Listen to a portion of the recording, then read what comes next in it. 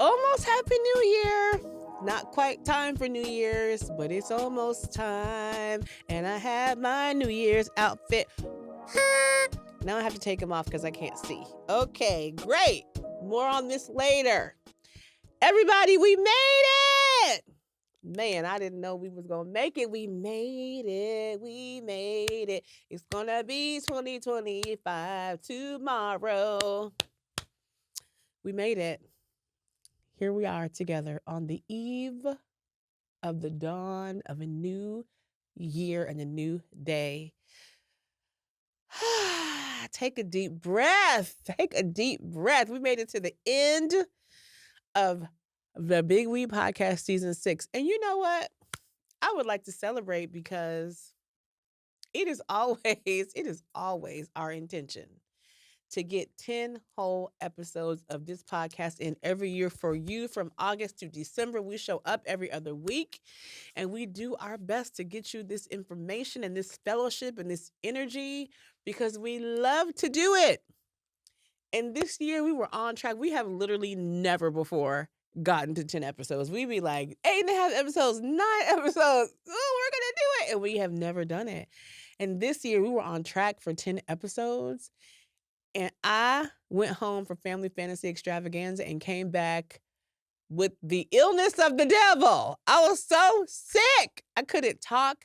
I actually tried to do the podcast and I got yelled at by Renisha for trying to do the podcast because my voice I was talking like this the whole time. And in my mind, I can still do a podcast. Y'all just have to listen a little bit harder. And Renisha told me, no, ma'am, you can't do it. But still, we decided to come back and give a bonus episode. See, I have on the same clothes and my hair is the same, my glasses, everything, because we just recorded, episode 9 5 minutes ago. And now we're doing episode 10 for you because we will not rest until you have 10 episodes. So I'm excited. Welcome to episode 10. We have completed season 6 of the Big We Podcast. And I want to remind you all about what this podcast season was about. We started this podcast season talking about love and how that was our theme for the season. And we started off talking about the definition of love that I wrote a long time ago, which was to be able to treat another. That's not what it is. See, this is what happens when you don't have your notes. Can you tell I left my laptop at home this morning? Whatever, because I know it. I wrote it. I know it. It is to honor your connection to another in word, thought, and deed. Remember that? We talked about that all the way back on episode 1. And we talked about the fact that this definition really depends on the truth that we are all connected. And we've been talking about that literally all season and how we're all connected in one human family. And if that is true, and then if you and I are connected, we are siblings in the eyes of the universal spiritual law, then our connection must be honored at all times. Even if I never, ever, ever meet you, know your name, even if you have done harm to me, even if you are whatever, no matter who you are, what you've done or what's been done to you, it is my obligation as a human being to love you and to figure out how to honor our connection. That doesn't mean I'm going to be super easy on you or super cuddly, squishy pink bunnies with you all the time, because sometimes love means accountability, and sometimes love means correction, and sometimes love means distance, because love and relationship are two different things. I could love you so much and then love myself enough to know that our proximity is not safe for me and that we just can't get along. And so this meditation on love that we've been doing all season has just been really rich and really deep for me. And the conversations we've had with folks like Chester or folks like Altavis from Africa Town and talking about her journey with her family and reconnecting to her ancestry. The conversation we had way back, I think on episode 2 with Carmion about self-love and what it means to attend to your healing and to tend to the beauty in your life and to make sure that you are actively loving on yourself, doing all those things.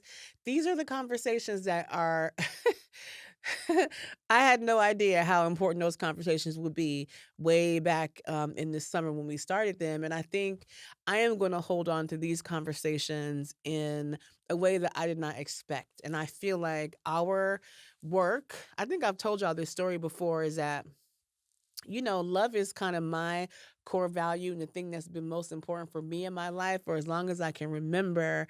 And I believe that I have spent my life trying to remember what love is and how to do it. And we all know that love is an action word and that it requires like engagement and action and depth and being in motion all the time. And I really believe that 2024, I learned how to love more deeply. I learned how to love myself more deeply for sure. And the things that I have learned how to do this year, like being more honest when things get difficult. My very good friend Princeton James, who you all know from the Love Over Empire podcast. If you haven't listened to the Love Over Empire podcast, I'm not sure what you're doing with your life. So you should stop at the end of this and go download the Love Over Empire podcast and listen to me and Princeton talk about Star Wars. But we had a moment this year in 24 where we were frustrated about just being leaders in organizations and how to figure out how to be able to um, be more productive and be able to like hold folks accountable to the vision and the work and the process. And had this whole lesson about this woman who he worked with named Allison Taylor. Hello, Allison Taylor. You don't know me, but I'm obsessed with you. Who he was working with as a casting agent. And she told him, like, you don't have to be afraid to correct people. You just say, hey, we talked about this and you gave me this, but can you please do what I asked you? And that has changed my life. Like, just the simple permission to communicate what it is that you need from people, y'all, is transformative. And I know for some people that's super easy, but for a lot of us who are living that codependent life, being able to love ourselves enough to just say to people, even in a gentle and beautiful and loving, nurturing way, you're going to have to try that again. We talked about this thing.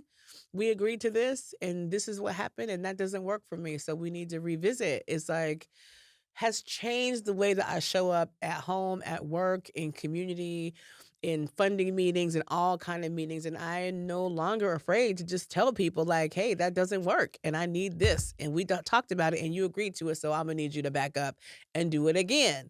And the self-love situation is a thing, y'all. It is like a thing. So as we go into 2025, I just want to encourage you to revisit some of the conversations and have a conversation with yourself and maybe do some writing and journaling and meditating and praying about what love looks like in your life, what love looks like for you with yourself, what love looks like for you with people in your immediate life, in your family, at work, in your spiritual community, like your closest friends. Like, how are you loving on your friends and how are you allowing your friends to love on you? And then as we move into this world of the unknown and this social, economic, political climate that we're about to walk into, what does love look like in that? Like, what does love look like in 2025?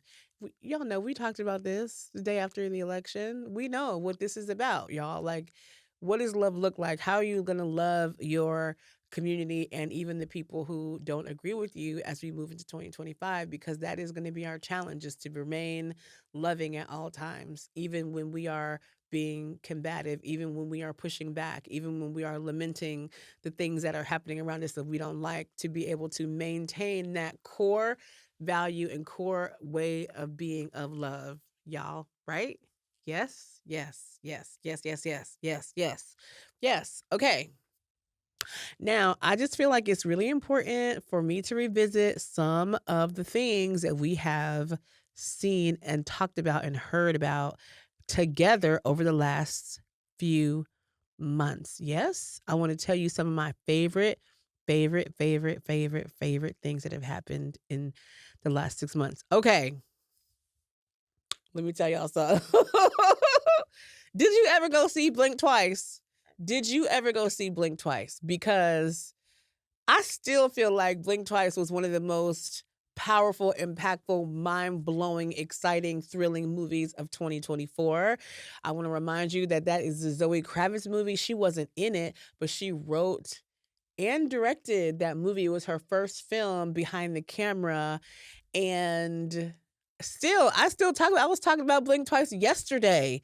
This is still, like, to me, one of the most amazing, amazing, amazing movies of the year, and so I wanna make sure that you make sure you go see it. Oh, I just got reminded of the conversation we had on episode 3 with Bertram Williams about creativity and imagination and love. That was such a good episode. You gotta go listen to that again. Yes. Okay. What else did we talk about last year? We talked about Yes, we lost Frankie Beverly. We talked about James Earl Jones. Those were some days and some days. Ooh, we talked about the Stevie Wonder podcast. Do y'all remember that? It's called The Wonder of Stevie on Audible. And it talks about that album journey that Stevie Wonder took from 1972 to 1976. That podcast from the guy, I think he works for the New York Times. It was Music of My Mind and Talking Book and Inner Visions and Fulfilling This first finale and Songs in the Key of Life. Oh, that podcast I think was the best podcast of the year. I listened to a lot of podcasts. Oh, you know what? I think that is my second favorite podcast of 2024 because we also talked about another podcast this year that it had not come out when we first talked about it, but I have listened to every single episode, and that podcast is jamming so hard. It is the podcast called We Do Not Agree. No, it's called We Don't Always Agree. And it is a conversation between Ryan Michelle Bathay and her husband, Sterling K. Brown, who we all know and love from This Is Us. Ryan Michelle Bathay is also an actor. She was in is that not called The First Wives Club? That's not what it was called. That show on it was a show on BT, her and Jill Scott, and then she also was in this incredible FBI cop thriller on CBS that only got one season, didn't get renewed, but it was so good and she was so good in it. Anyway, Ryan and Sterling have this conversation over this podcast called We Don't Always Agree, and it honestly is some of the best conversations I've heard all year. The premise of the podcast is about how they're married and they feel like they're soulmates and all that is wonderful, but they argue a lot and they bring some of the things that they disagree about to the microphone, and you hear them in real time through the lens of their relationship, talking through these very difficult things, talking about race, talking about spirituality, talking about communication. They had guests on there. It was so good. It was so good. And we just got to know Ryan and Sterling so much better and got to understand their relationship so much better. And they said they wanted to do it because people would stop them in the street and be like, "Ooh, y'all are relationship goals." And they would be like, "Hold up.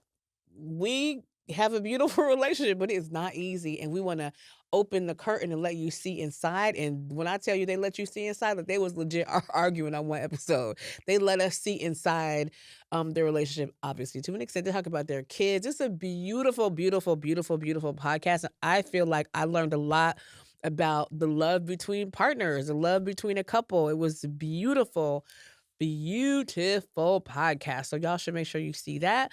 We talked about the piano lesson this year that came out a couple months ago on Netflix by the amazing Washington family. Malcolm Washington did the direction and John David Washington was in it. And I think that Denzel and Pauletta produced on it. So if you haven't seen that yet, make sure that you see it. We talked about that infuriating TV show, She Taught Love, that I love so much and made me so mad all at the same time on Hulu by the woman R. Seema Thomas, who starred in Queen Charlotte as young Queen Charlotte from the Bridgerton series. If you haven't seen She Taught Love, you should go back and see that, even though it got on my nerves because it was so wonderful. At the same time, what else did we talk about, y'all? Ooh, we talked about Kennedy Ryan, our favorite romance author, who re-released her book Real.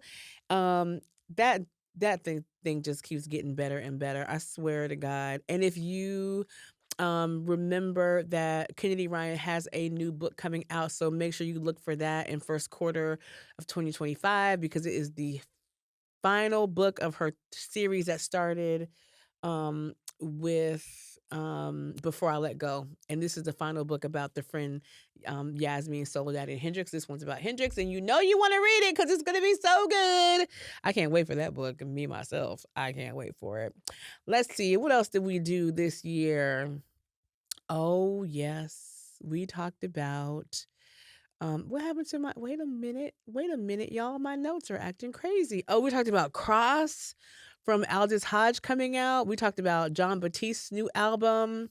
We just talked last episode about Get Millie Black and Whoopi coming back to Broadway to play Annie for her triumphant return. There was so many good things that happened this year, everybody.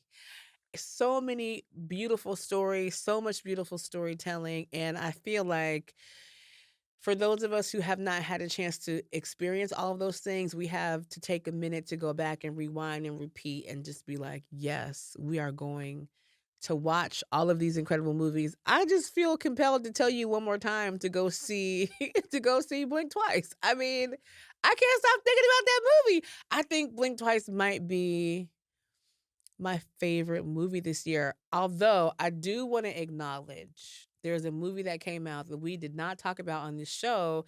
That is the movie that literally everyone on planet Earth who watches the movie is talking about, and that is Wicked. Now, let me tell y'all something about me and Wicked. Do y'all remember how obsessed I was with Hamilton and how I couldn't stop singing the songs and how I had to play the record over and over and over and over and over and over and over again? I am back there with Wicked. I did see Wicked on Broadway before it came out in the movies. I actually saw it twice. I saw it once on Broadway. I saw it once on the touring company when it came to Memphis. And so I was very excited about the show coming to the movie screen. I like Ariana Grande fine, but I find Cynthia Erivo to be an incredible talent, and I knew that the songs was going to be hitting if nothing else happened. And I just need to say that the stellar job, Cynthia. Cynthia Erivo sang those very difficult songs while flying through the air on a harness and acting all at the same time, singing live. Like, who does that? Who does that, Cynthia? And it's been really interesting because I feel like the conversation that's been happening over the past couple of years about Cynthia Erivo has been really interesting because a lot of folks don't like Cynthia Erivo. They have bad things to say about her. Don't like her personality, or they say that she said controversial things about African American people versus African folks who are in the diaspora outside of the states, the United States of America. And it's been really interesting to watch not only her performance on the screen, but to watch her interviews and how much more open she's been over the past few months. And I don't know if that's she talks a lot about being in therapy. So I don't know if that's a function of her healing or just a function that she's in the highest visibility movie in a long time that she's starring in, that she's nominated already for a Golden Globe and Screen Actors Guild and all that, and I'm sure she's gonna be nominated for an Oscar, and she may even win it.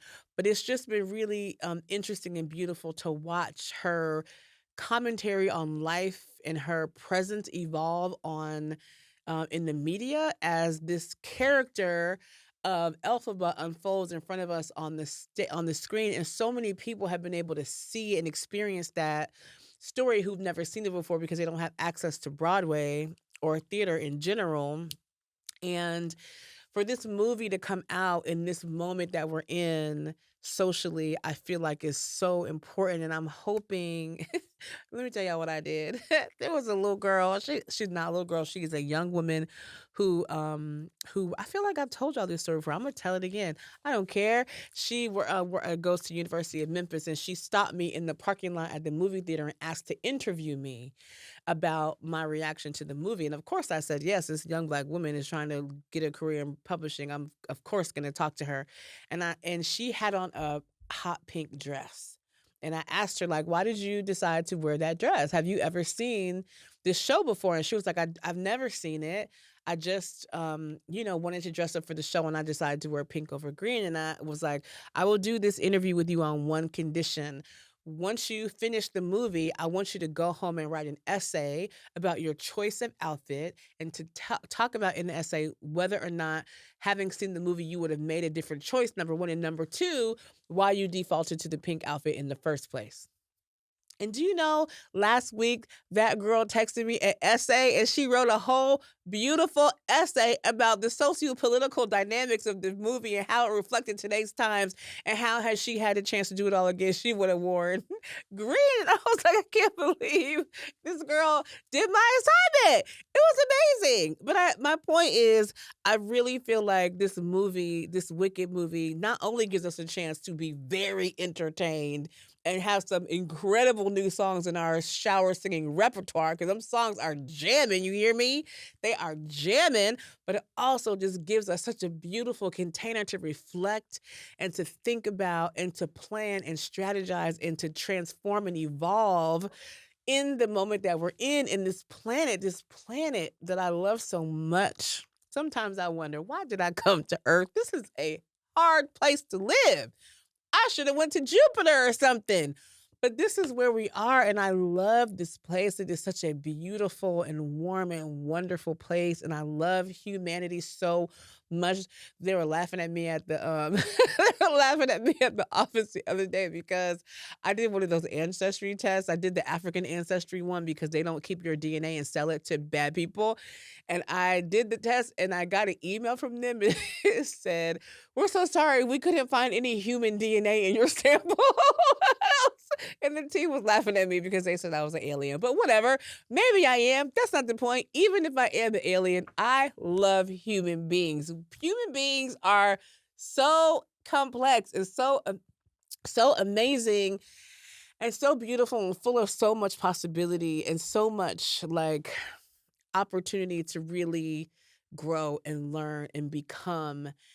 And I just feel like we have such a beautiful opportunity right now to observe who we are and how we got here and to think about where we're going next, because this is us, y'all. This is our moment. This is every moment is our moment to really be clear about who we are and who we're becoming. And I'm excited about the reflection that Wicked is giving to us and how we are going to make choices in the future about who we want to be together for everyone, for every human being, for the big we. How are we going to be for the big we? Huh? I can't wait to hear what you have to say about it. Anyway, I think that's all I want to say for today. I think that's all I want to say for 2024. And I just want to thank you so much. I just want to thank you all for spending this time with me and for like listening to me talk for 1,000 minutes every 2 weeks and to listening to my opinions and to listening to my friends talk about the things that they want to be and the things that they want to create in the world. And I just am so excited about this episode 1 of season 7 next year when I come back next summer, because you know I'm not going to be talking to y'all for the next 6 months. You have to meet me on my Instagram or something, okay? Because I will definitely be on Instagram, be on the plane somewhere, be all around Memphis. So if you see me in the street, holler at me, send me a DM, tell me you love me, tell me you miss me, tell me what you want me to watch on TV, and I'll be right there. I'll be right there because I love y'all and y'all are my people. Now, I also, y'all know I've been thanking these amazing people that helped me do this because y'all know I can't do this by myself. I used to do it by myself. I used to be in my house like, record. Where's the camera? Forget the camera. We can't do a camera. Record. And it was really difficult. But this year, this has been the best season of this podcast has ever had in its whole entire lifetime. And the reason is because all the people that you don't ever see. And today we have a surprise. Well, they really surprised me because it wasn't my idea, but it was a really great idea. You should meet the people who bring the podcast. Right? Are you excited? Whoa! Come, everybody. Come and be with us. Hey, let's put on our glasses. How about this? First of all, introducing Walter. Whoa! Whoa! Walter is our engineer, and he's the best. Stop it! Stop it! Walter is the best. We love Walter's whole family, okay, y'all? We know his wife and all his kids, and they are the best family in the whole city of Memphis, and we love them. We know. So you waste. I can't wait for you to hear more from him later. Next, we're gonna bring Tim. Tim's not coming. Tim's busy. Tim has to fix something. He'll be here in a minute. No, I don't want you to come yet. We're gonna wait. We're gonna wait for Tim because you know what? Let me tell y'all something. Tim is worth the wait. Because you see how good I look right now? It's because of Tim. You know how many cameras we have in here right now? Like 800 cameras. It's because of Tim. And all these beautiful like cuts and things that happen in this podcast, it's because of Tim. And not only do we love Tim's work, but Tim also is like an actual really cool guy. You should have seen his Halloween display. He had like a Star Trek Halloween display, and it was amazing. And he always has the best t-shirts, and he has the best wife. So like Tim is worth the wait. And here he is. What? Tim, are you good enough in the camera? Can the people see you? I got anger. Exactly. Now, there's a couple people who are not here that we want to just shout out to. Y'all know our beautiful, beloved Mika, who lives out in the Bay Area, couldn't be with us today, but Mika does all of our socials, all of our comms, and we love her so much. And then Marthias, who we really, really, really love, who lives here in Memphis, but he had another thing to do today, and he does all of our graphics. So all those cute cartoons, when I be having a different hairstyle every time, and all my friends, like, we're like on the beach or on the stage or whatever, that's all Marthias Wade. And he is a wonderful person, and I posted about him the other day because he also has new comic books out, so go look up Marthias now. As wonderful as all of these people are, you know I love my folks. Ain't nobody bad like Renisha Mays. Come in here, Renisha! Woo! This is my number one boo, Renisha Mays, producer of this podcast, getter of Anasa Troutman together. Nothing happens without her. Do you see this cup? Renisha bought this. You see these glasses? Renisha bought all this stuff because she keeps us together, and we love you so much. We're so grateful for you. Aren't y'all grateful for Renisha? Isn't she so adorable? Renisha is like ride or die, Memphian for life, always showing up and doing the things that need to be done. You hear me? Everybody in their world needs a Renisha Mays in their life because we don't do nothing without her. So thank you, Renisha, and Happy New Year. You're welcome. I'm supposed to be having some poppy thing now. I don't know where it is. Oh, is it right here? Hey, where y'all going? Why y'all not here for the poppy situation? How do we do this? I don't have no glasses on. I can't read it. Oh, what does it say? Okay, ready? Tim is not here for the celebration. We're not doing celebration without Tim. Oh, we have to do a countdown. 10, 9, 8, 7, 6, 5, 4, 3, 2, 1. Happy New Year. Oh. Happy New Year, y'all. We love you so much. We'll see you in 2025. A blessed and prosperous and safe and happy, love-filled year for you and all your people and even the people who ain't your people, all right? Love you. Big Wee signing out. Oh, my God, y'all. I know what the episode is over, but I'm back because I forgot to tell you something. Something so exciting happened. We got recognized for this wonderful season by Spotify. We got something called wait, I can't see it because I took my glasses off. Hold on. Happy New Year. Glasses. All right. We got something called the Creator Personality Storyteller Award recognition. Oh my God, we're award winning. Can you believe it? It's only the first one. There'll be many more. All right, we're going. See you soon.